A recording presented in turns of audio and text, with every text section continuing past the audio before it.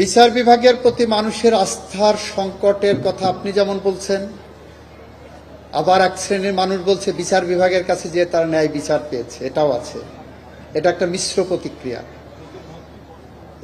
এই প্রতিক্রিয়া দিয়ে আমরা এগিয়ে যাচ্ছি। আমরা ইতিমধ্যেই বলেছি বাংলাদেশে 40 লক্ষের উপরে মামলা পেন্ডিং আছে।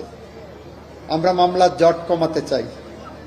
আমরা একদিকে মামলার জট যেমন কমাতে চাই, আর একদিকে মামলার ফ্লো কমাতে চাই। এই দুইটাকে সামনে রেখেই আমরা লিগ্যাল এইড কর্মসূচি দিয়েছি এবং লিগ্যাল এইড কর্মসূচির মধ্যে আপনার মিডিয়েশনের ব্যবস্থা করেছি।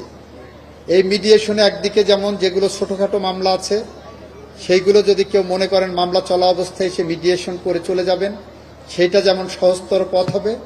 আরেকদিকে নতুন মামলা করতে গেলে সেখানে আমরা মামলা করার আগে যদি সমাধান করে দিতে পারি তাহলে আদালতে নতুন মামলার সংখ্যাও কমবে।